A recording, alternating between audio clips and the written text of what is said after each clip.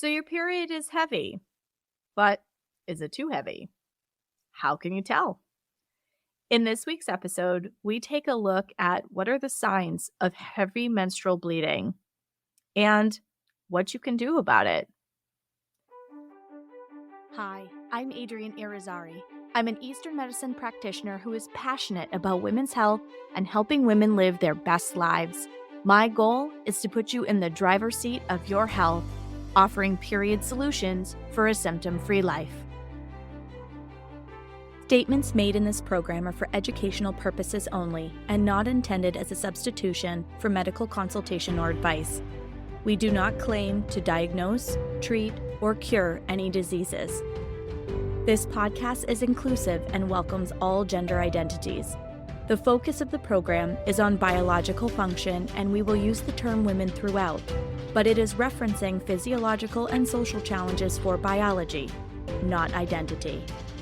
Come as you are, I am happy you're here and welcome all performances of identity. I hope you find something helpful in this show.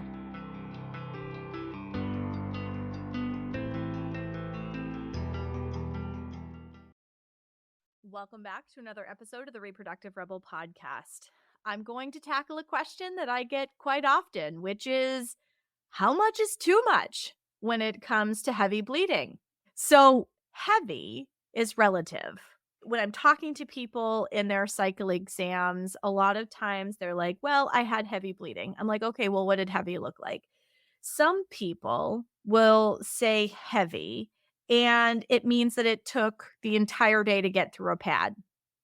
For others, heavy is a Super Plus tampon and a pad, and they're changing it every hour and they're still having accidents. That's a really big difference using the word heavy. So I thought that it would be really important to pull apart what it should look like and then how to know if you're dealing with too much.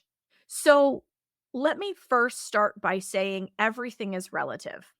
All right. When you're looking at your period, you're going to say light days, medium days, and heavy days in terms of your flow based on the relationship to one another. But not knowing what you're benchmarking against can really change the way that you report out that information to a practitioner, whether that's to your doctor or somebody like me.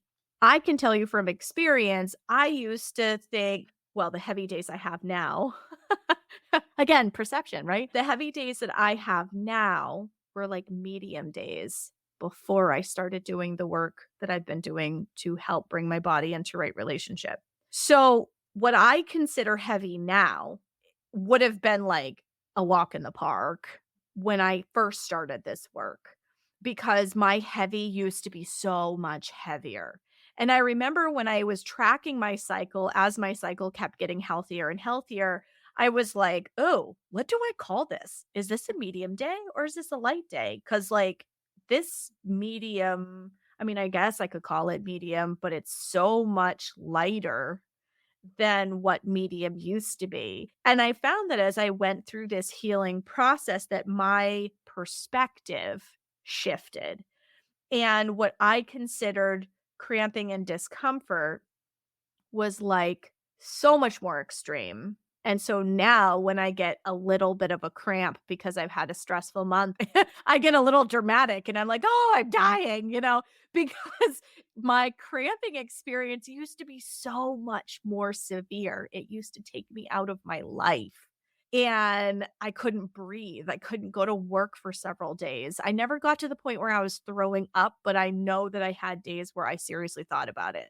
So there is a, like, from your perspective aspect to the volume, okay, and how painful something is. Oftentimes, this is why when you go to the doctor, they're like, on a scale from 1 to 10, like, where is your pain level? Because our perception changes as our body shifts, right? Because something that used to be really, really bad, you might not be in that really, really bad, but it might feel bad compared to what you usually feel like now.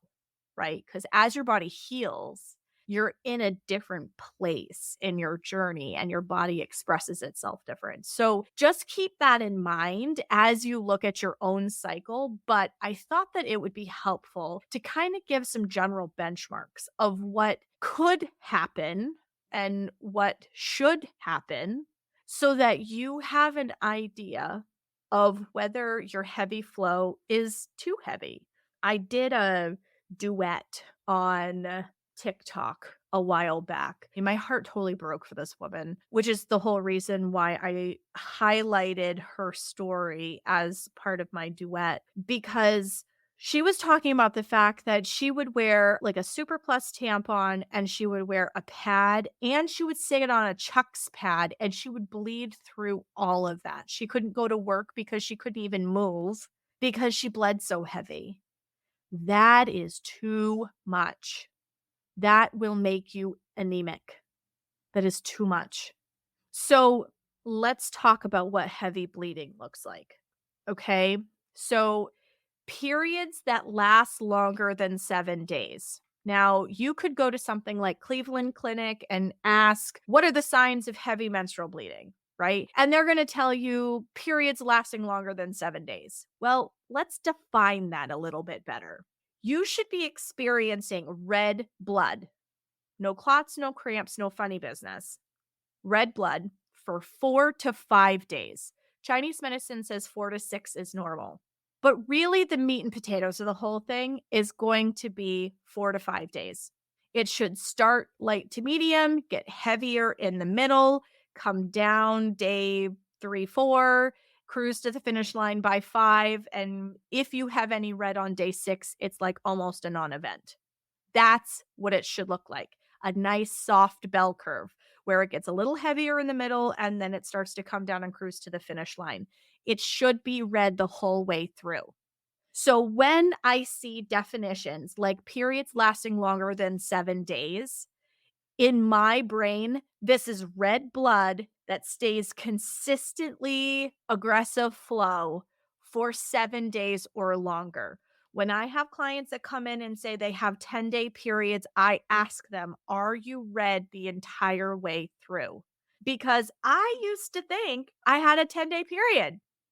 Turns out I had a 5-day period and I had 5 days of brown that just wouldn't stop afterwards. And the brown was consistent and flow like enough that I thought I was still bleeding. It was just brown. Brown blood is not period. Brown blood is not your period. Red blood, fresh red blood only is only what you can call a period. If you're getting any red to pink spotting before your flow actually picks up, that is not your period. The first day of fresh red flow that's actually committed, and you need to wear a liner or more to catch it because it's consistent and not just the pink stuff when you wipe, when you go to the bathroom and pee, but it doesn't like land in your underwear. That is not period. It has to be a committed flow. But there are women out there, and I highlight this because I've seen a lot of women who are like perimenopausal that come in with these kinds of heavy bleeding symptoms. So I think this is really important for you all to know. When you start your flow and it's like the faucet is broken open and nobody can find the emergency off switch, and it's like that for 3, 4, 5 days, that is heavy bleeding.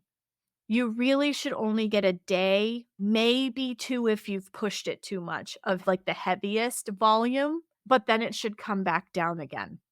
If you're passing blood clots that are a quarter size or bigger, this is a sign of blood stasis. It doesn't matter what color they are.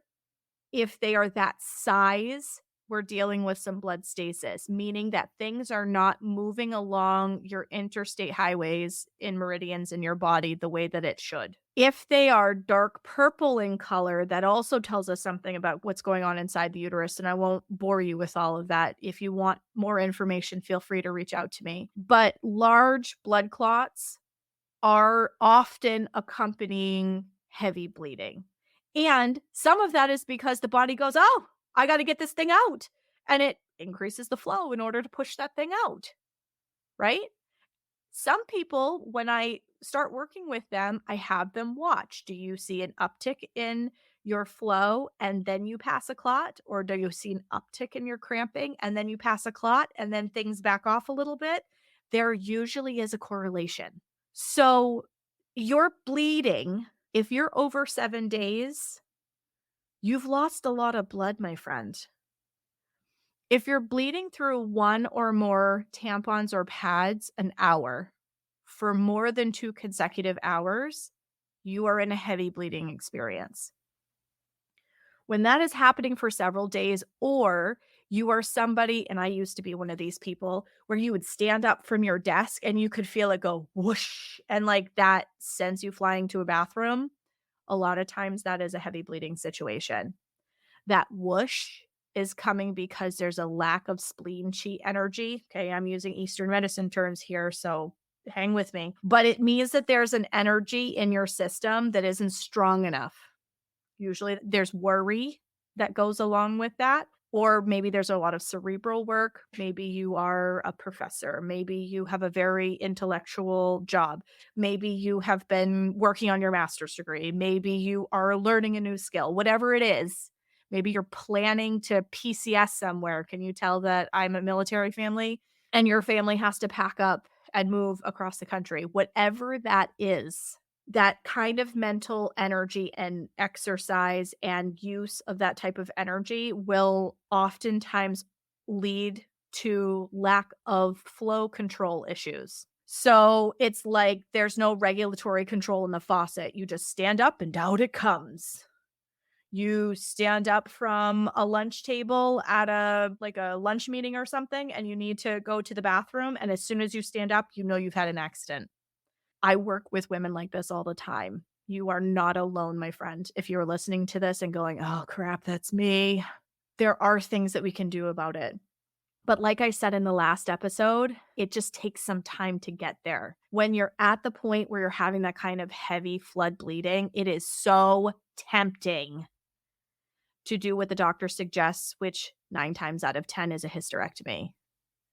Sometimes they suggest an ablation.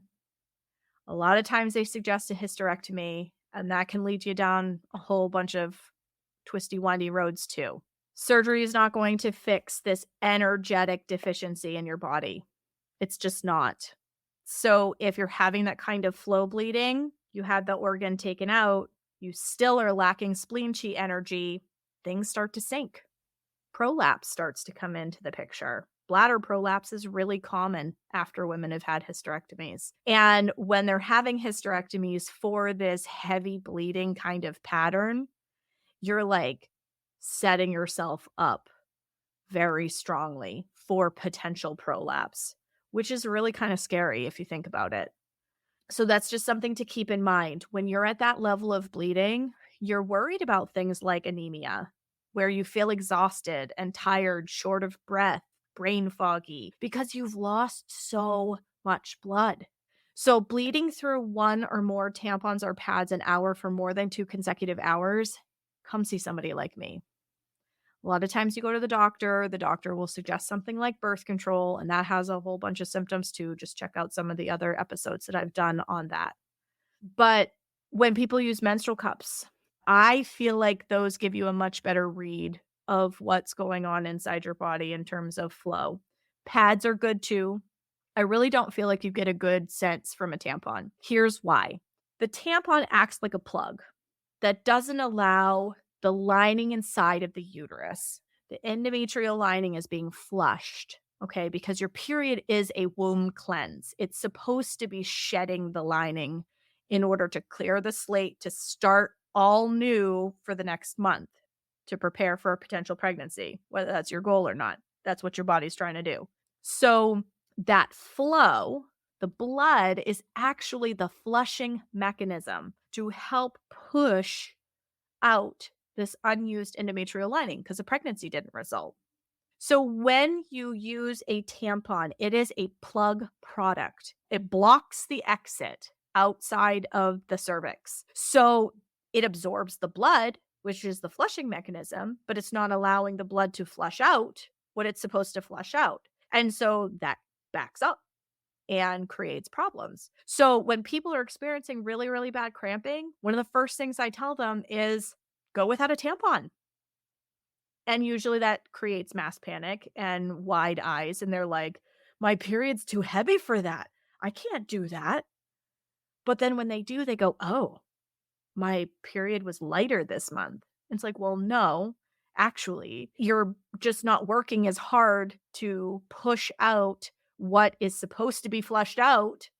So it doesn't feel like it has to turn up the faucet quite as hard because the body is able to more gently process out what it's trying to push out.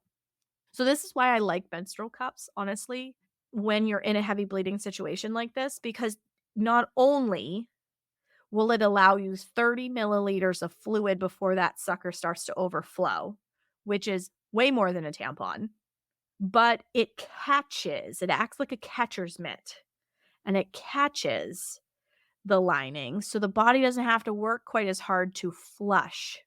So if you're looking for leak-free protection, that is where I would highly recommend going.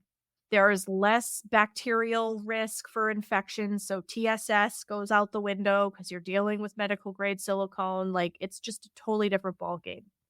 But the cup will give you a much better idea of how much fluid you're losing because it has like measurement lines on it. And it like the top line is 30 ml. Like you can see I've lost 30 milliliters of fluid. Not all of it is blood because you really shouldn't be losing more than 2 to 3 tablespoons of blood, like actual blood, through your entire bleed. But there are other fluids mixed in with it, right? So sometimes you'll notice like your blood is kind of stringy and it has like a mucousy quality to it, right? So like some of this is where it gets some of the extra oomph, we'll say. Although the mucus tells a story about what's going on also. So losing more than 80 milliliters of blood during your period is a sign of heavy bleeding. Okay, so we're going to talk about the cup. So your period should really be 35 to 40 milliliters. All right. So maybe you have a heavy day where you empty your cup once and then it's not quite as aggressive the second heavier, and I'm using air quotes, heavier day. So this is why I'm saying like we're looking for a soft bell curve, folks. It's lighter, it gets a little heavier in the middle, it comes down drastically once you get past the heaviest part in the middle, which for most people is like day 2. Some people it's day 3, but usually there's one day that it's a little bit on the heavier side. You're going to feel a little more tired. You're going to want to move a little bit slower, and that's okay. If you honor that your body is asking you to slow down on that day, the flow will drop off drastically like it's supposed to. I can tell in my own body now when I've done too much because it will be heavier on day 3 rather than medium light on day 3, with my heavy day being day 2. Like this past month, for example, I was heavy on day 2 and day 3, but I did an event in the middle there. It was something I was already committed to long before, and I try really hard to plan my life around my cycle so that I'm not overdoing it too often, but this was something that I was committed to, and I didn't have a choice. I had to do it because that's when it was scheduled a year ago. And when I realized that my cycle was going to line up with it, I was like, oh man, this is going to be a heavier month. And sure enough, it was. And you do feel tired and you get winded a little more easily. And being able to care for yourself during that heavier day helps the heaviness to drop off. So, like in that example of the lady I talked about previously who had super heavy bleeding. She never knew when the end of her cycle was and called me earlier this year and was like, I had my first 28-day cycle, Adrienne. Like, oh, hey, we did it. She was bleeding pretty much all month and she had days at a time where she was bleeding like a full menstrual cup every day kind of thing, which is a lot of blood loss. And she was really tired as a result. And it takes time to kind of rebuild through that. But you also have to slow down through that. Because think about it. This is kind of like when you cut your arm and you're still trying to like move around, or you're still exercising, or maybe I'm going to give you an illustration. So let's say you're moving furniture and you catch yourself on the corner of a dresser and you have cut your arm and it is bleeding. You put pressure on it, you get it to stop, or you think you get it stopped. And then you go and help lift the dresser because you're not bleeding all over the place. But by the time you get the dresser into position, you look at your arm again and you go, oh, I didn't get the bleeding stopped. It's still bleeding. Why? Your heart is pumping harder. You are going to bleed. You're going to bleed harder because your heart is pumping from exertion. It's the same thing with your period. If you are exerting yourself too much, and that can be mental work too. If you are exerting yourself too much when you are on your heaviest bleeding day, you're going to bleed harder, and you don't want that. So if you can slow down during your bleeding days, go back to the episode where I talk about period care. I cannot emphasize enough, period care is critically important. I have a mini course in the Tao of Women Institute on my website that walks you through proper period care. It's really inexpensive. It's short, sweet, and to the point. The whole goal is to get this information out to you so that you know how to take care of your period in a meaningful way. Because when you're pacing yourself and you're slowing down and you're keeping your body warm and you're trying to proactively plan with a mind's eye around, I'm going to be bleeding, exertion will make me bleed more, your experience with heavy bleeding will begin to decrease. Yes, there are also some things we need to strengthen your body so that your body has the energy and the tools it needs to regain control over that flow. So yes, there is some work to do there, but slowing down in proper period care, I've had clients be like, Adrienne, just taking care of my period because I haven't even been able to start with the things that you told me to. Just taking care of myself during my period made a huge difference. Yes. There's a reason why we used to have red tents. We are supposed to slow down while we're bleeding. We don't. And in a lot of cases, we can't because of the lifestyle that we live. But this is where I invite you to rethink your priorities. Because if you're bleeding like that and you're bleeding that hard and you have clots that are that big, your body's working really, really hard to try to keep you alive, to try to support you, and then you're still exerting yourself when the body is working really hard to try to help you. So take a look at that period care course. Take a look at the episode that I did earlier this year about period care and menstruation matters, because small lifestyle changes like slowing the pace of your life down for a couple of days during your heaviest days will help your period not be so heavy overall and will help get it to stop faster so that you're not experiencing abdominal pain. You're not bleeding like red blood bleeding for 7 days or longer. You're not passing quarter size or larger clots. You're not bleeding through one or more tampons or pads an hour for 2 consecutive hours or more. Because when you lose fluids that fast and that hard, you're probably also not replenishing them equally as fast, because there's a reason you're exerting yourself, and not replenishing puts you into a deficit. When you get to perimenopause, those deficits show up in capital letters. The way that we abuse our bodies as we go through these phases of our life shows up in all caps and literally is yelling at us by the time we hit perimenopause. And then we are incredibly symptomatic and we are miserable and we don't understand why we're so miserable. And we're like, well, my period was bad, but not this bad. And I can't live like this. And so we get the hysterectomy or we get the ablation And then there are complications from those things. It is completely possible to regain control of the wheel of this car, to slow the bleeding down, to get it into this 4 to 5 days of fresh red blood only. It is a process to do it.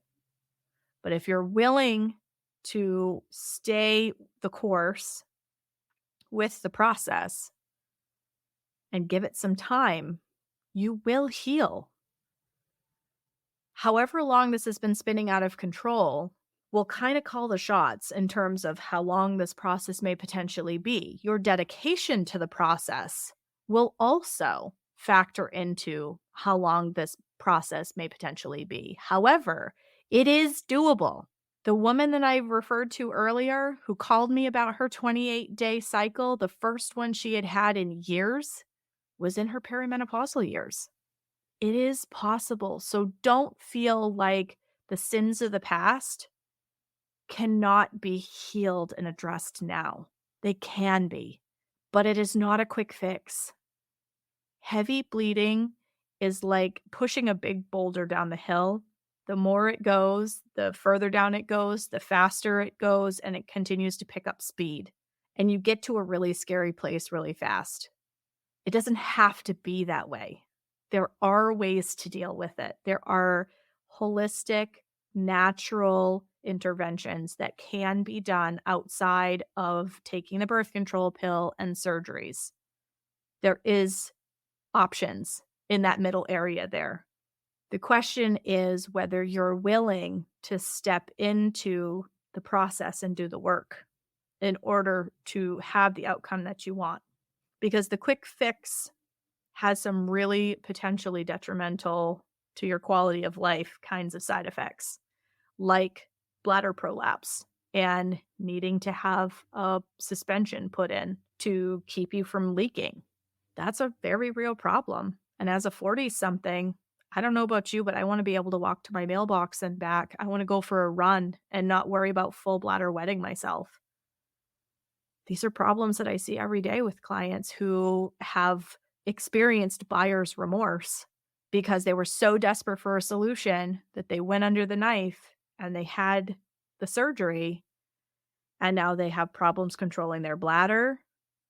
That creates intimacy issues because they have no control over their bladder.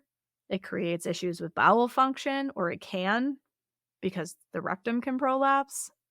It creates hot flashes and night sweats that the body may not have ever had to tangle with. And this is even leaving ovaries in, folks.